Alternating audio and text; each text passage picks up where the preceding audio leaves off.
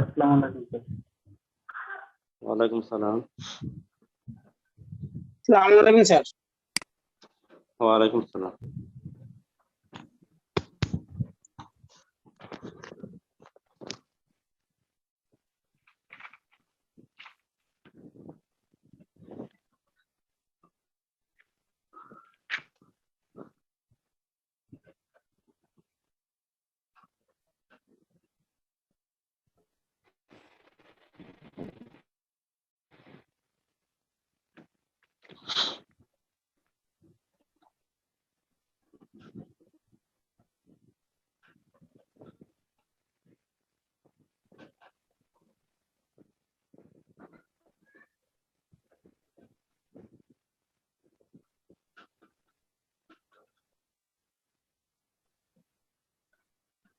Good evening, everybody. Good evening, sir.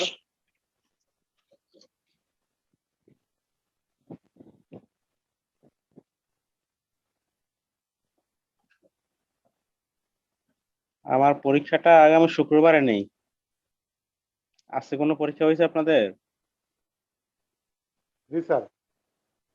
কোনটা হয়েছে? Sir comparative constitutional law. এটা কি আশিক স্যারের? আশিক স্যার। জি স্যার। আচ্ছা, তাহলে আপনাদের আগামী শুক্রবারে নিয়ে নিই নাকি, না আরো আগে নিবে? জি স্যার।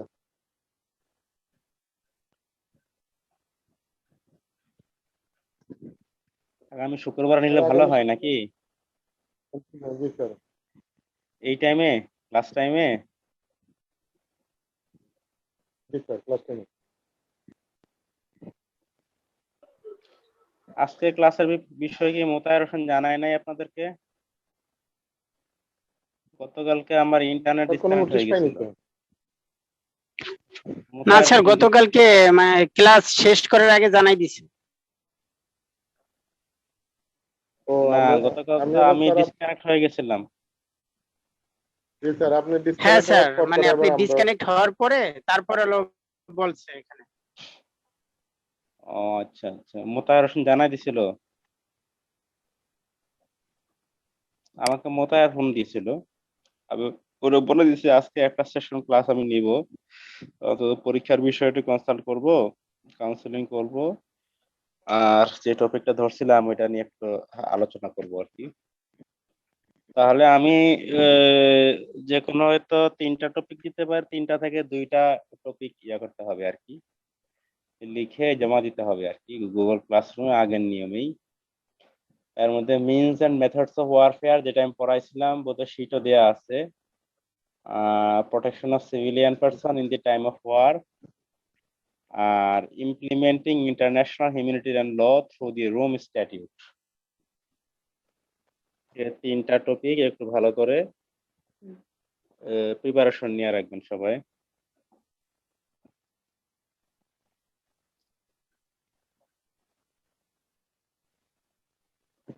তাহলে পরীক্ষা নিয়ে মোটামুটি, হ্যাঁ, implementation of international humanitarian law Rome institute. The Rome statute, গতকালকে যে টপিকটা দিছিলাম ওই টপিকটাই। আমি পরের শীট দিছিলাম গতকালকে 15-20 পেজের। জি sir. Implementation of international humanitarian law through the Rome Statute.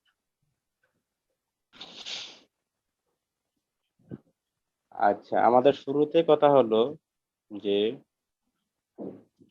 International humanitarian law এর ইমপ্লিমেন্টেশনটা primarily the responsibility of states.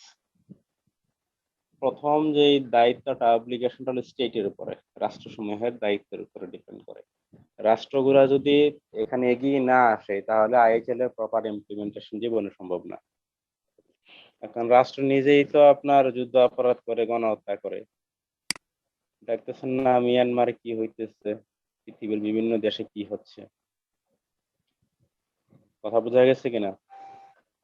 তাহলে প্রপার ইমপ্লিমেন্টেশনের প্রথম যে কথাটা, সেটা হলো the repression of serious violation of international humanitarian law remains primarily the responsibility of states.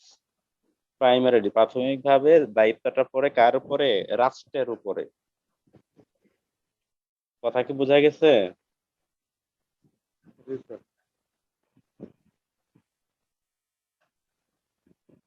তাহলে based on grounds of efficiency and justice,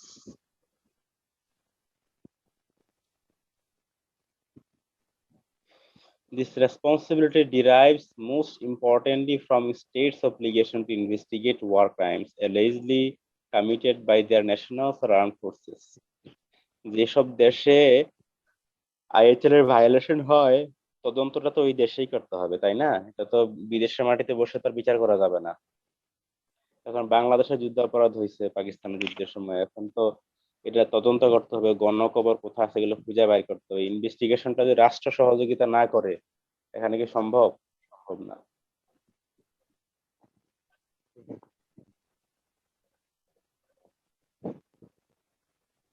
তাহলে the role of a state is obviously not performed in a vacuum, as it is but one stage in a cycle of constant interplaying between the development and application of international and domestic law.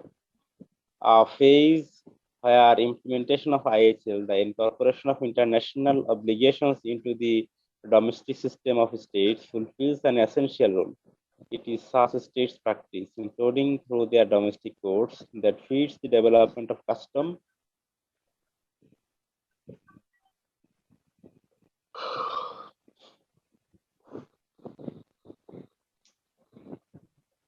which then is recognized internationally and codified into treaties, applied directly, restarting this cross-feeding cycle. যেমন আমাদের বাংলাদেশেও যুদ্ধ অপরাধের বিচার হয়েছে, এখন দেখা গেছে যে আমরা জেনেভা কনভেনশন এবং ইন্টারন্যাশনাল যে ক্রিমিনাল ল আছে, সেই প্রিন্সিপাল গুলো আমরা আমাদের দেশের আইন করে সেই ডোমেস্টিক ল তৈরি করেছি। ইন্টারন্যাশনাল ক্রাইমস ট্রাইব্যুনাল অ্যাক্ট 1973 পরে অ্যামেন্ডমেন্ট করা হয়েছে। তার মানে ইন্টারন্যাশনাল যে ট্রিটি গুলো আছে সেগুলো ডোমেস্টিক লতে রূপান্তরিত করতে হবে।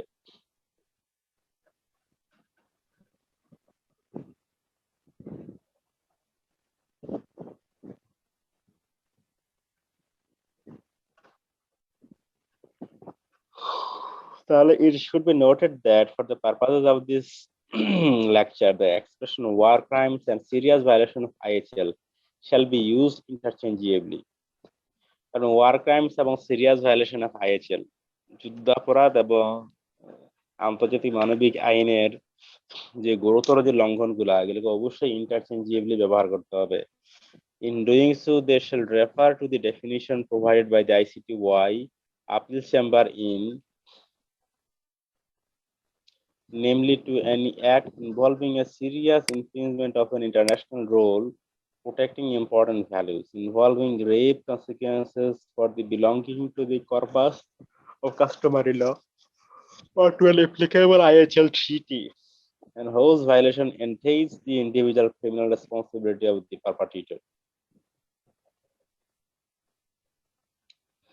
তাহলে আমাদের শুরুতে দেখতে হবে incorporating serious violation of IHL into domestic legislation. শুরুতে আমাদের করতে হবে কি, ডোমেস্টিক যে আইন তৈরি করতে হবে, নিজের দেশের প্রত্যেকটা রাষ্ট্র তার পার্লামেন্টে আইন তৈরি করতে হবে। যেমন মিয়ানমারে যে গণহত্যা চলছে, সেই সেনাবাহিনী বিচার করতে হলে কি করতে হবে? মিয়ানমারের পার্লামেন্টে আইন তৈরি করতে হবে। অং সান সূচি যদি সেই কাজটা করতো, তাহলে এখন সে ক্ষমতা থেকে আর ইয়া হইতো না, বিচ্যুত হইতো না, ক্ষমতা হারাইতে হইতো না।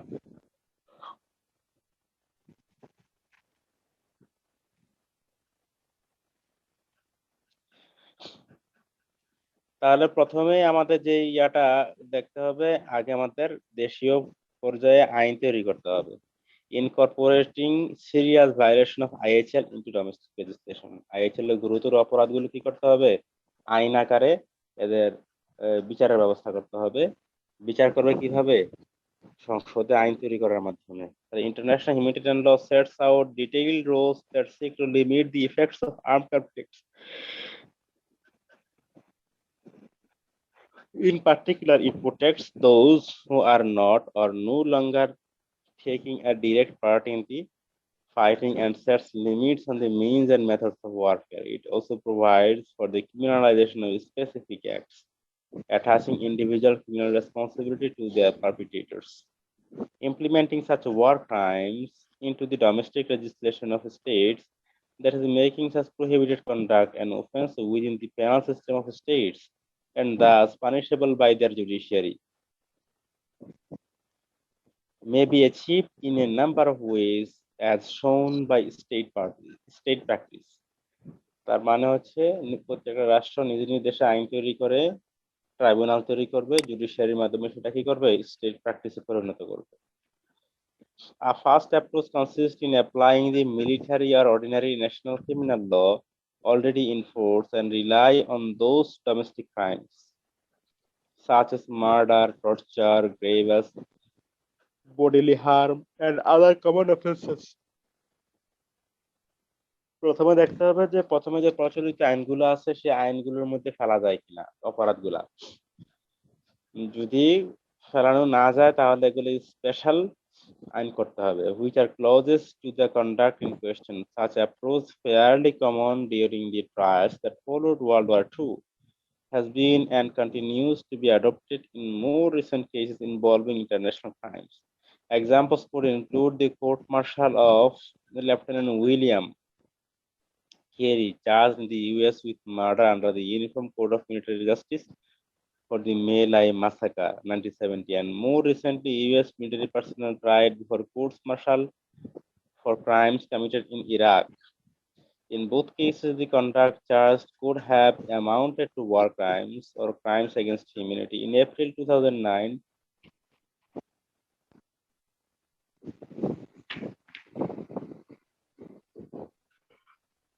the Peruvian Supreme Court sentenced former President Alberto Fujimori for murder, serious bodily harm, and kidnapping, while recognizing that the acts under scrutiny could have also fallen under the international definition of crimes against humanity. While prosecuting international crimes using penalization for common crimes has the advantage that no major modifications of the law are necessary, practice shows at least 6 potential shortcomings.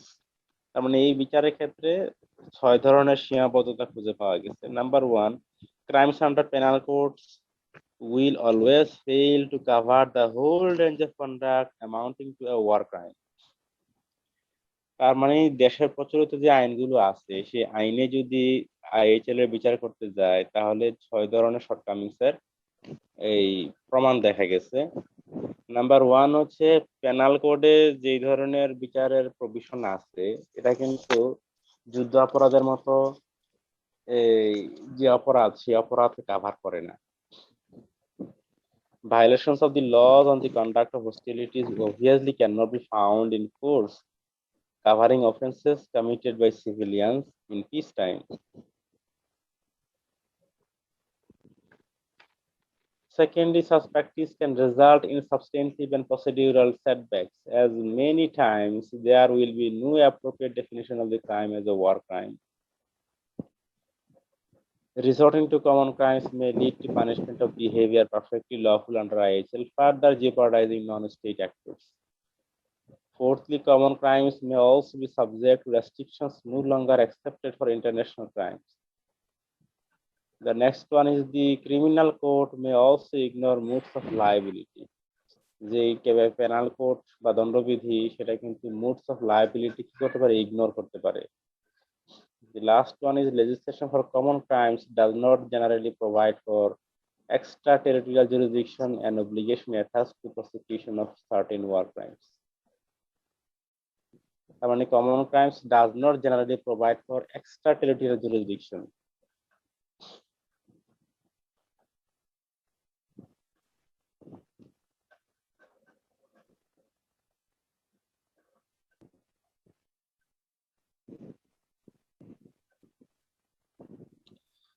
মূলত এই বিষয়টা note করে রাখতে হবে। Rome statute যেটা আমরা বললাম, যুদ্ধ অপরাধ সংক্রান্ত অপরাধের বিচারের বিষয়ে রোম স্ট্যাটিউটের আর্টিকেল 8 এ বলা আছে, আর্টিকেল 8 এটা মাথায় রাখতে হবে। যুদ্ধাপরাধ সম্পর্কিত যে বিধানটা রোম স্ট্যাটিউটের ক নাম্বার বিধানে আছে? 8 নাম্বার আর্টিকেলে আছে। তাহলে analysis of article 8 of the Rome statute, এইটা আলোচনা করলে মোটামুটি আমাদের লেকচারটা একটু ক্লিয়ার হবে। তাহলে একটা পয়েন্ট লিখে রাখেন,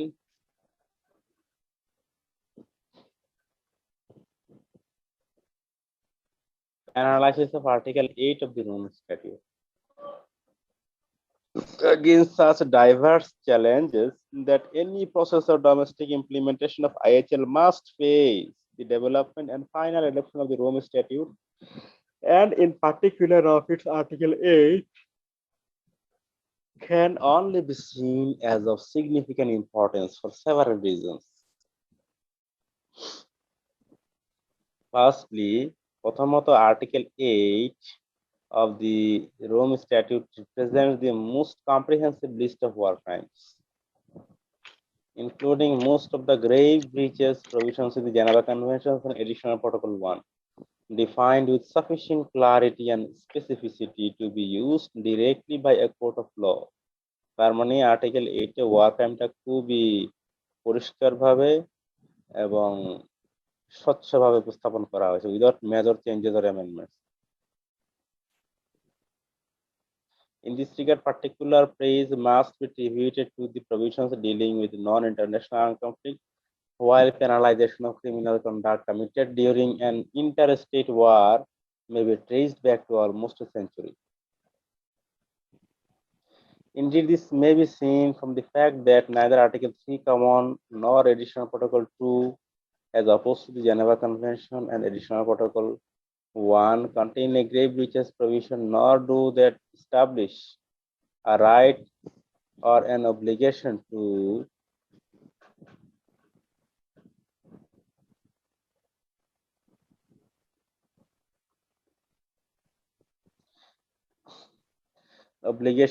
search for suspected criminals and bring them to trial or extradite them. This has meant that until quite recently, violation of IHL committed in international armed conflicts were dealt with only by means of general application of common crimes provisions, or of some ad hoc definition of war crimes adopted by individual states, or were not dealt with at all. Although Article 8 of the Rome Statute is not the first international law provision to include non-international armed conflict into its scope, it is unquestionably the first to do so in such a detailed fashion.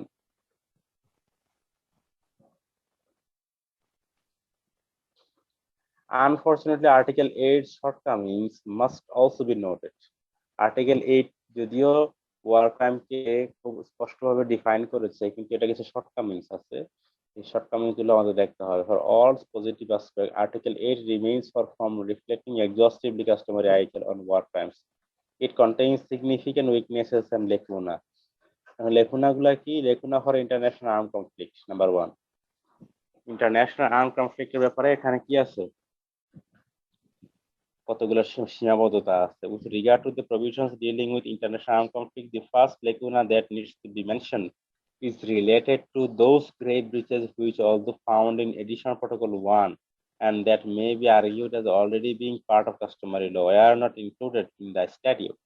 তার মানে কি international arm কনফ্লিক্টকে Rome স্ট্যাটিউটের article 8 এ স্থান দেয়া হয় নাই, যদিও additional protocol 1 of the Geneva কনভেনশনে আছে।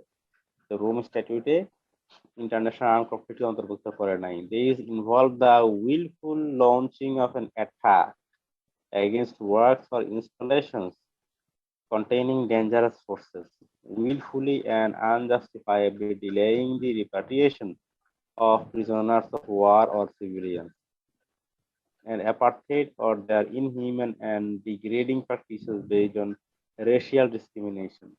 The second major lacuna, প্রথম লেখনাটা তো বুঝলাম, রোম স্ট্যাটিউটে ইন্টারন্যাশনাল আর্ম কনফ্লিক্টকে ডিফাইন করা হয় নাই, স্থান দেওয়া হয় নাই। The second major lacuna refers to means and methods of warfare. 2 number যেই শর্টকামিংসটা বা সীমাবদ্ধতা সেটা হচ্ছে কি means and methods of warfare. And in particular to the annex mentioned in Article 8 to be 20 is supposed to contain a list of prohibited weapons, but not.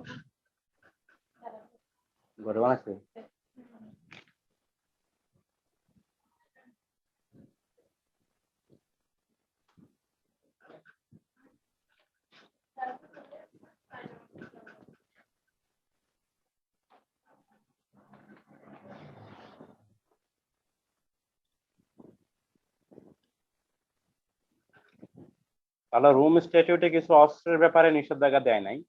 Means and methods of warfare, এটা কিন্তু additional protocol 1-এ ওই ব্যাপারে কিছু নিষেধাজ্ঞা দেয়া আছে, যেটা আমাদের লেকচারে আমরা ক্লিয়ার করেছিলাম। রোম স্ট্যাটিউটে কিন্তু এটা ইনক্লুড করে নাই। Some list of prohibited weapons but not drafted during the conference nor thereafter. Rome statute draft করার সময়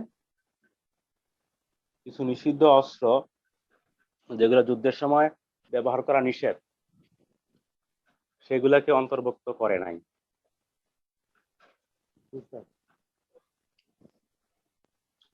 Two conditions were agreed for the inclusion of weapons in such an act as mentioned in the provisions subparagraph. First, that any weapon, projectile, means or method of warfare to be considered would need to cause superfluous injury or unnecessary suffering to be inherently indiscriminate. And second, that it should be the object of comprehensive prohibition.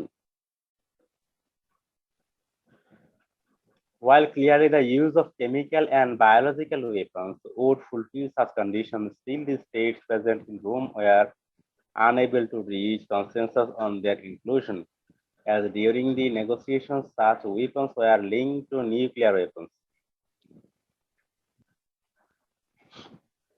তার মানে দ্বিতীয় যে সমস্যাটা Rome স্ট্যাটিউটে, সেখানে হচ্ছে কতগুলো অস্ত্রকে তারা নিষেধ করে নাই, এগুলো অপরাধ হিসেবে গণ্য করে নাই।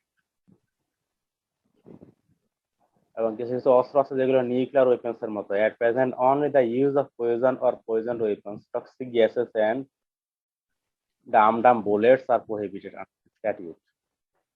Other weapons acknowledged to be absolutely prohibited under customary law, such as exploding bullets, non-detectable fragments, and binding laser weapons specifically designed to cause permanent blindness, as well as other whose use is qualified, such as body traps, anti-personnel mines, or cluster munitions were not considered at all.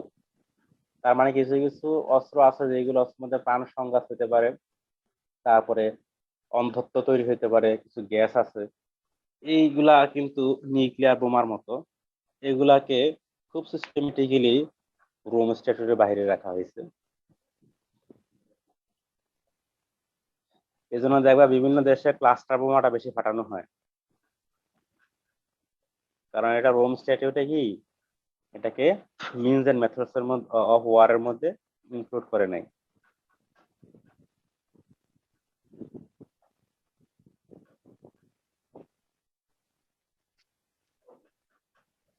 তারপরের point হচ্ছে lacuna for non international arm conflict.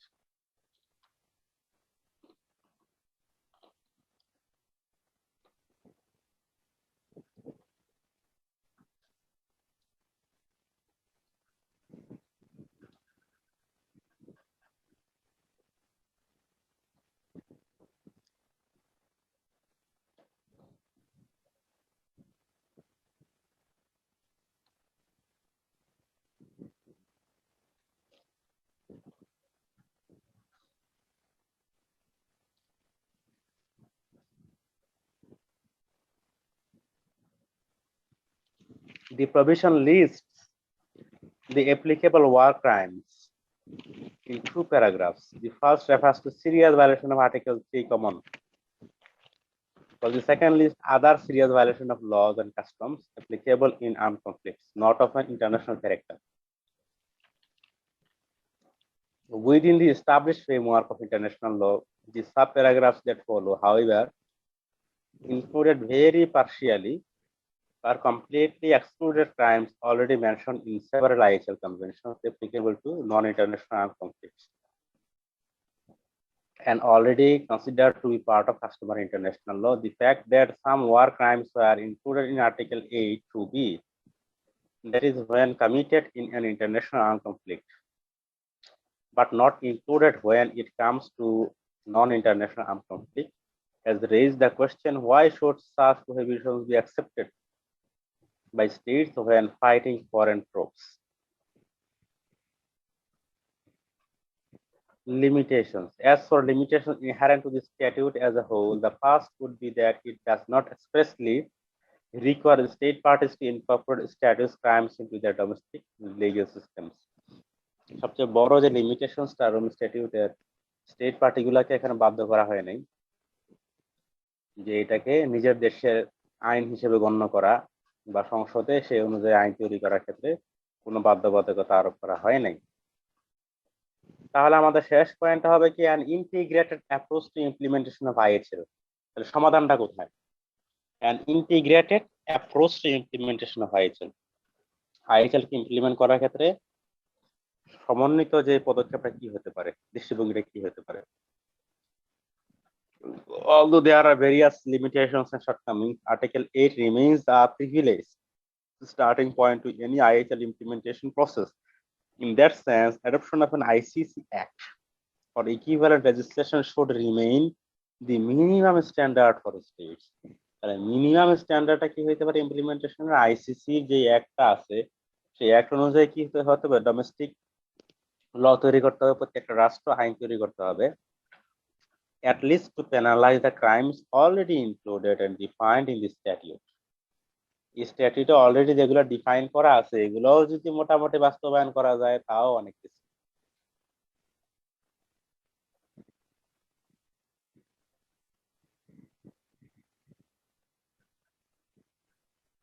However, any discussion at state level to apply the ICC complementarity principle should not take place in a vacuum, both because of practical and legal reasons. ICC যে আইনটা তৈরি করেছে এটাকে অন্তত কি করতে হবে? গুরুত্ব দিতে হবে।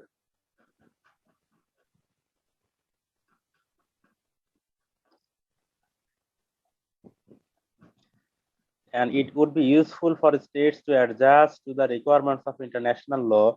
The general principles of criminal law often included in their primary legislation, at least when dealing with international crimes.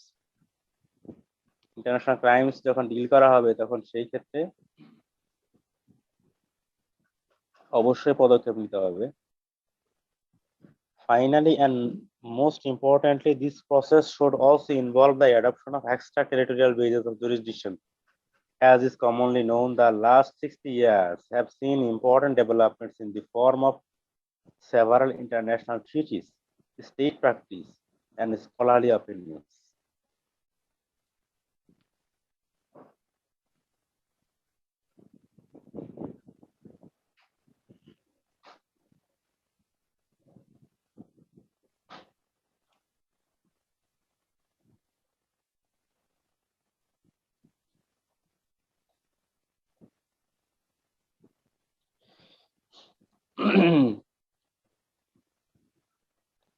তাহলে আমরা রোম স্ট্যাটিউটের মাধ্যমে কিভাবে আইএইচএল ইমপ্লিমেন্টেশন করতে হবে সে বিষয় নিয়ে আমরা আলোচনা করলাম। আমি যেই শীটটা দিয়েছি গতকালকে এটা তোমরাও চাইলে কি করতে পারো, ইন্টারনেট থেকে নামাই ফেলতে পারো, বা এটা যদি স্পষ্ট বোঝা যায় এগুলা প্রিন্ট করে পড়ালেখা করতে পারো।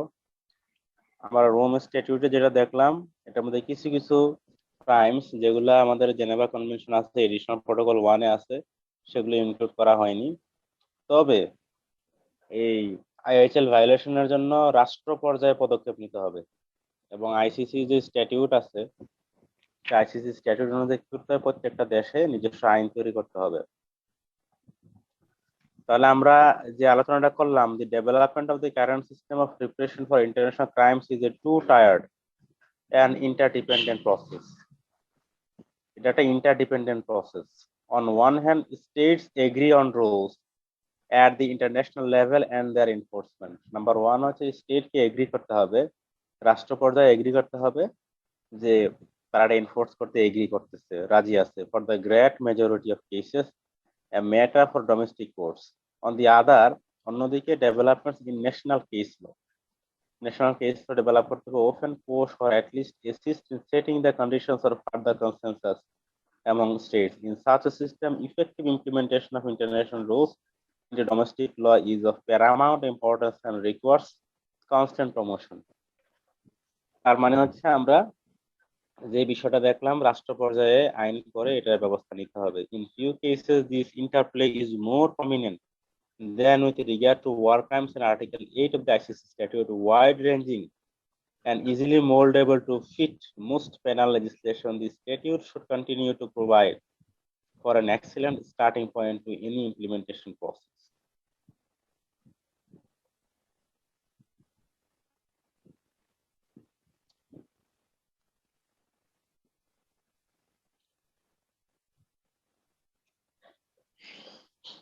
তাহলে এই টপিকটা আপনারা একটু পড়বেন। আগামী শুক্রবারে আমাদের পরীক্ষাটা ক্লাস টাইমেই হবে, 7টা থেকে 9টা পর্যন্ত টাইম দিব, সাবমিশনের জন্য আর আধা ঘন্টা টাইম দিব। আর বাকি 2টা পরীক্ষা কবে হবে?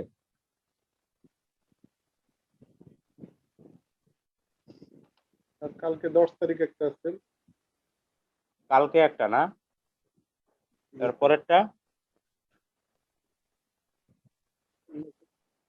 ও স্যার অ্যাসাইনমেন্ট আর 12 তারিখের।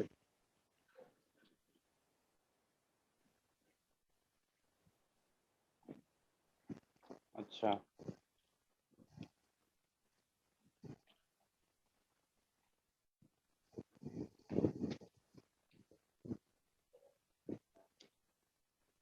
তাহলে আমারটা 16 তারিখেই হোক, আগামী শুক্রবারে 7টা থেকে 9টা পর্যন্ত।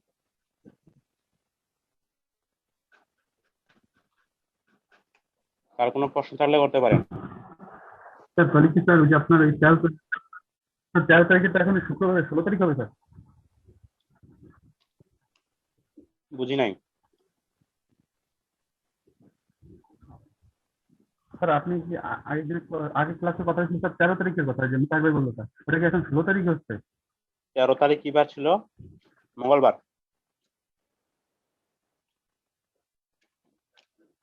সেটা এখন স্যার 16 তারিখ শুক্রবারে হচ্ছে। নেই, শুক্রবারে নেই, মনে হয় একটু টাইম দিলে ভালো হয়। চাপ হয়ে যাবে মনে হয় আপনাদের জন্য, চাপ হয়ে যাবে যেন 16 তারিখ নিয়ে চাপ নিয়ে পারা যাবে না। আমি 3টা টপিক দিব, হ্যাঁ 3টা টপিকের মধ্যে যে কোনো 2টা হয়তো করা লাগতে পারে।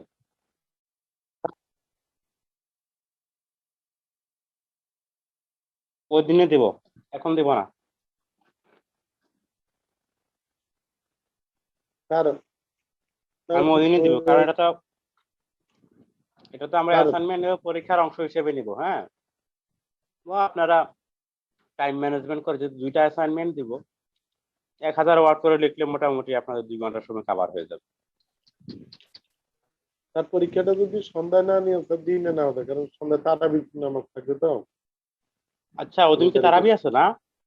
জি স্যার। ও সরি সরি সরি, 14 তাহলে তারিখে আমরা থেকে শুরু হবে। স্যার 16 শুক্রবারে তারিখে তাহলে দিনে আমরা না ইয়া হতো। করি, সকালে এটা তো 10টা থেকে 12টা, 10টা থেকে 12টা দিব। হ্যাঁ স্যার, কারণ আশিক স্যারের পরীক্ষা তো হয়ে গেল অলরেডি। 10টা থেকে 12টার মধ্যে কোনো পরীক্ষা আছে কিনা? জি না স্যার, এখন হ্যাঁ, 10টা থেকে দিব না 2টা থেকে দিব? 2টাতে আবার নামাজ আছে, ওই দিন নামাজ পড়ে আসে আবার পরীক্ষা দেওয়া টাফ হয়ে যাবে, তাই না? জি স্যার। হ্যাঁ স্যার, সকালের টাইমে থাক স্যার। 10টা থেকে 12টা, দেখি জি স্যার। 10টা থেকে 12টা, কারণ আমাদের ঠিক তো 14 তারিখে সেহরি খাইতে হবে নাকি, না 13 তারিখ? 13 তারিখে। 13 তারিখ সেহরি 13 খাইতে তারিখ হবে। রাত্রে খাইতে হবে। হ্যাঁ, আর 14 তারিখ থেকে আমাদের রোজা রাখতে হবে, তারাবি নামাজ পড়তে জি হবে। স্যার। ঠিক আছে, তাহলে 10টা থেকে 12টা আগামী শুক্রবার, ইনশাআল্লাহ। ঠিক আছে? জি স্যার। সেই পর্যন্ত সবাই আসসালামু ভালো আলাইকুম স্যার। থাকেন। IHL আমি খুব শান্তি মতো পড়াইতে পারি নাই অসুস্থতার কারণে।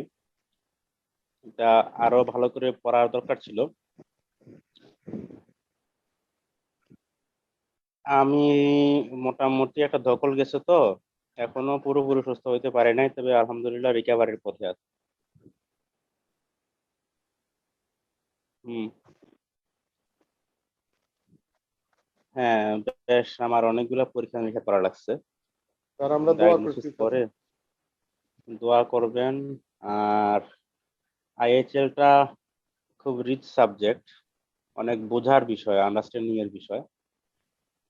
তো যতটুকু পড়াইছি এতটুকুই যদি আপনারা মনে রাখতে পারেন, আর খুব হাই থরের পড়ায় খুব লাভও হয় না, সেটাও দেখছি। এটাও অকপটে স্বীকার করতে হয়, এটাও একটা বিষয়। তারপর আপনার পড়ালেখাটা, হ্যাঁ, এবং মেইন এগুলা খুব হাই থটের বিষয়। আর এগুলা হাই থটের বিষয়। আমি শুরুটা করছিলাম মোটামুটি ভালোভাবে, কিন্তু শেষটা আমার ভালো হয় নাই, এটা আমি অকপটে স্বীকার করি। শেষটা ভালো হয় নাই। হয়তো আর একটু টাইম পাইলে, 2-3টা ক্লাস নিলে হয়তো আমি আরো সুন্দর করতে পারতাম আর কি। তো যাই হোক, আমাদের সবারই লিমিটেশন আছে। তবে একটা পরামর্শ থাকবে, অন্তত পড়ালেখাটা একটু কন্টিনিউ করতে হবে। আইএইচএল নিয়ে পড়তে হবে, কারণ বর্তমান পৃথিবীতে অনেক যুদ্ধ হচ্ছে এবং আমাদের পার্শ্ববর্তী রাষ্ট্র তো যেভাবে মায়ানমারে যে ধরনের ঘটনা ঘটতেছে, আমাদের দেশে তারা চলে আসে, বিমান উড়াই দেয়, রোহিঙ্গা পাঠাই দিচ্ছে আমাদের এখানে। তো এই প্রেক্ষাপটে আমাদের ইন্টারন্যাশনাল ক্রিমিনাল লটা সম্বন্ধে আমাদের আইনের ছাত্রদের আইডিয়া থাকা জরুরি হয়ে পড়ছে। আমি কি বুঝাইতে পারছি? এই জন্য এই সাবজেক্টটা একটু পড়তে হবে, এটা আমার একটা উপদেশ থাকবে আমার স্টুডেন্টদের কাছে। তো সেই পর্যন্ত আমরা সবাই ভালো থাকি, সবাই সবার জন্য দোয়া করি। স্যার আল্লাহ ভালো রাখুন আপনি। আসসালামু না, না, না। আলাইকুম। হ্যাঁ, হ্যাঁ, হ্যাঁ, ঠিক স্যার আছে। আপনি সবার জন্য শুভকামনা। আসসালামু আলাইকুম। ওয়ালাইকুম আসসালাম।